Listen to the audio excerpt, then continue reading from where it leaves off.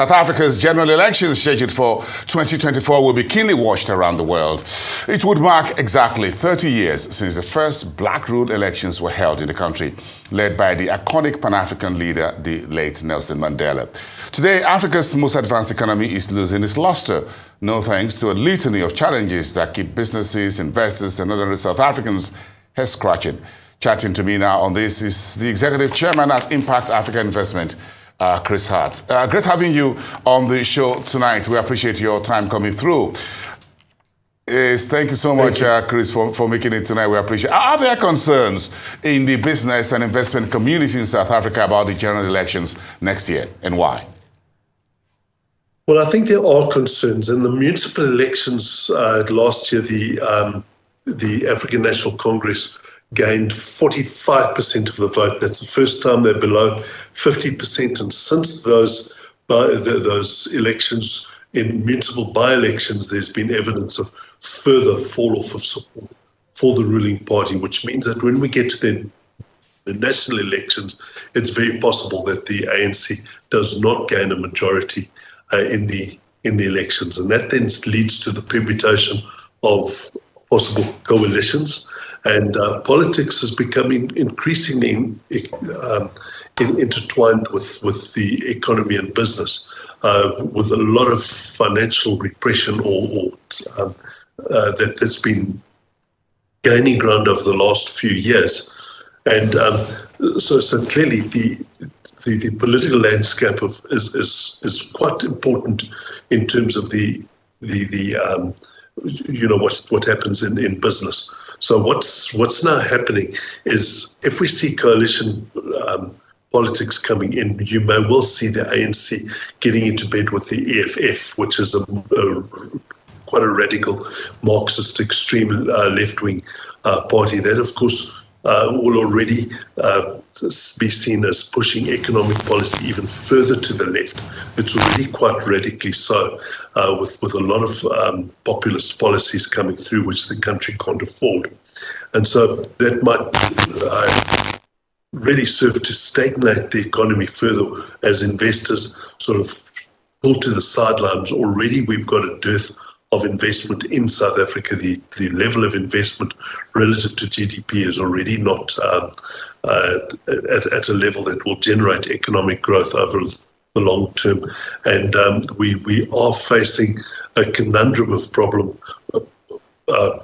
There's the commodity, the rise in commodity prices seem to have gone off the boil more recently, and that will affect South Africa. And at the same time, we're seeing rising interest rates around the world, also creating conditions for a slowdown. The consumer in South Africa is under a huge amount of pressure, and the tax authorities are also seeing that with lower tax receipts, and that really is putting in a conundrum for policymakers. It's also putting in a conundrum for business decision makers. How do we actually go from here? You've got the uncertainty of the election, plus the uncertainty that we're getting in the economy, but huge risks are coming through. Credit rating downgrades, I think, are going to come back onto the horizon as government seems to be unable to control the budget deficit, which has been spiraling out of control. Well, Chris, where is the nexus or the connection between political leadership and economic direction for South Africa at this time? Are we seeing the gap expanding, in the gap widening between what you call good leadership, as well as not just on the governance side, but on the economic investment, infrastructure, anti-corruption side? Well, I think what we're seeing is a government that's mindful that they may well lose lose their majority in the next election. So they're turning towards quite populist policies, such as national health. For instance, a basic income grant is another thing that's being touted around, knowing that it's unaffordable, and it's also a further shift of resources from investment to consumption, because that's what invariably welfare projects actually do. It really is about poverty alleviation rather than poverty reduction, and and that will put further pressure on the economy.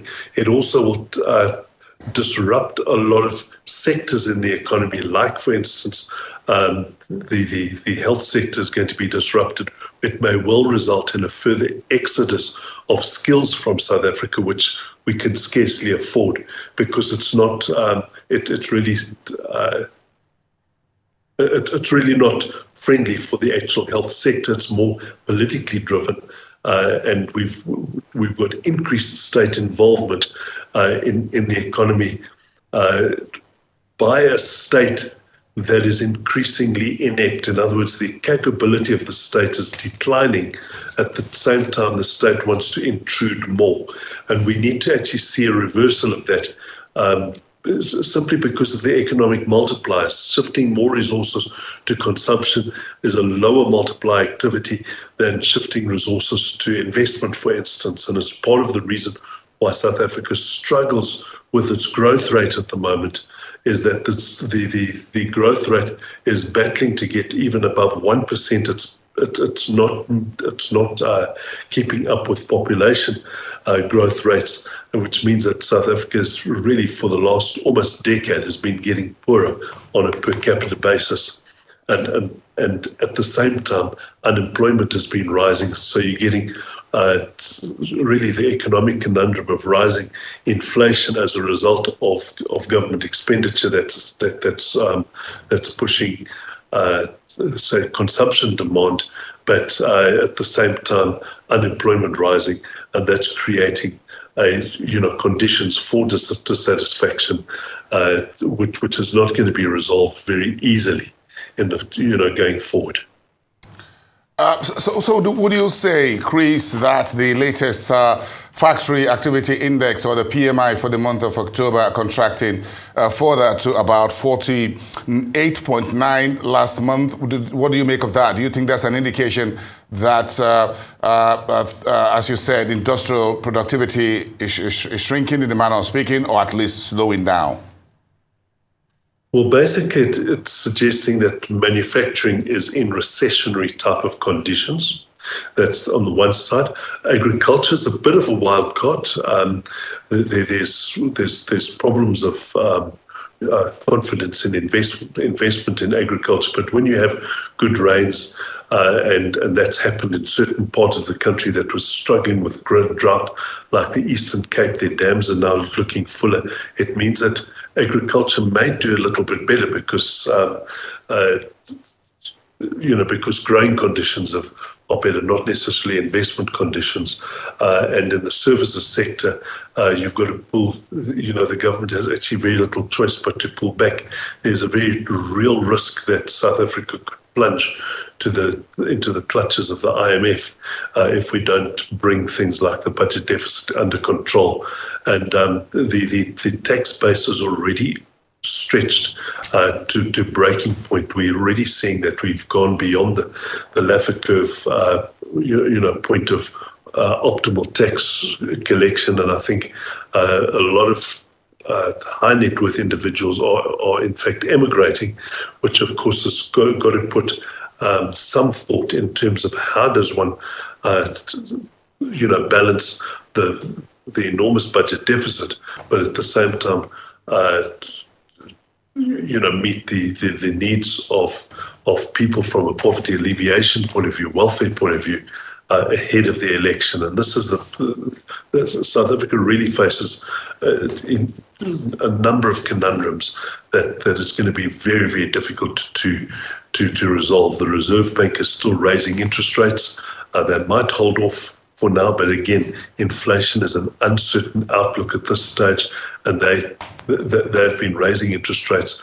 I think it'll be very difficult for them to continue to raise interest rates into what seems to be a slowdown of the economy. And the industrial output is an important part of it. The industrial output is part of an important part of the economic multipliers in the economy. Because it's part of the, it's a secondary activity, and that's that comes down. Other multipliers in the tertiary sector then get negatively impacted as well. Well, I'm sure you listened to the Finance Minister, Godongwana's midterm budget last week. So how to fix the government's fiscal deficit and declining revenue. So do you think there's any silver lining in what Godongwana, the minister, Honorable Minister, said in that budget speech to the Parliament? What's your takeaway from that? Well, I think firstly the financial markets responded quite well to the medium-term budget because the rand, in fact, the rand has strengthened quite a bit. It is also on the back of the risk on trade coming back in the global markets, which has been helpful. But the bond yields have come down, and the exchange rate has improved since that medium-term budget. So, in a sense, the markets took some optimism from that medium-term budget, even though there was some quite dismal figures in there. Firstly, the growth rate is still not expected to climb.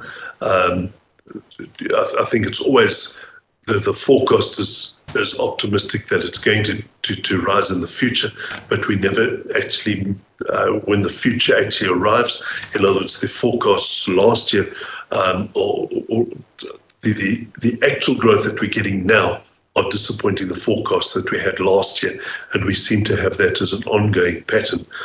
So we hope that we can actually get to a point where where the growth rate actually does pick up, but for that, we need more investment, and it's not going to help if we're going to actually have to raise taxes, to try and balance the budget, where we are already uncompetitive as a country in terms of where our taxes are and the tax burden in relation to the overall economy. So these are things that need to be resolved, and I think to a large extent the government has, I think, made peace with the fact that taxes can't really be raised in terms of the rate.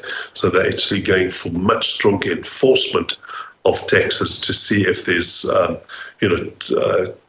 to bring in people from an evasion point of view, and I think they're going to actually reduce tax breaks where there are incentives, curb those incentives in the next budget as a means of trying to get more money out of the economy. So how do you think, Chris, that the Reserve Bank will decide in terms of interest rates moving forward, and how much will that impact on the position of the rand, one day in the money, the other day out against the US dollar, a little bit like that? So how much do you think the next decision by the Reserve Bank or the central bank will impact investments into South Africa towards the end of the year and leading us into the election period? Because I'm sure the election will be the most watched event once we start January the 1st, 2024, just 3 months or so down the line into that elections.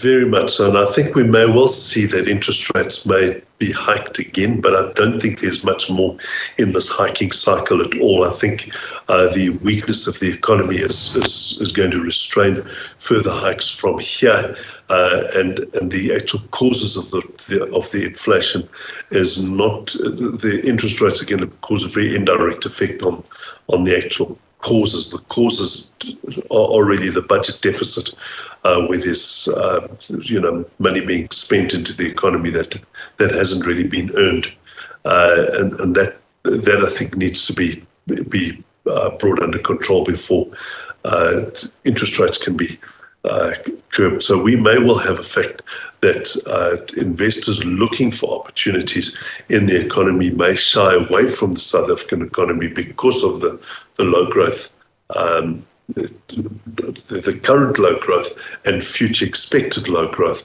So we hope that that something in the budget can help be put there that'll help to attract investment and maybe counterbalance that.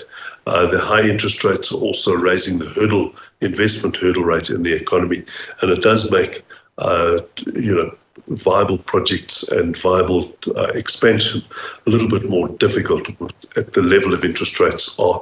And the interest rates were raised very, very quickly, from very low levels to quite high levels in recent history, and that's a bit of a shock that's still feeding through the economy. And I think we're still going to see a bit of debt distress in the economy, bad debts affecting the banking sector, which of course affects the lending as well going forward. So that's still a factor and cycle that is unfolding.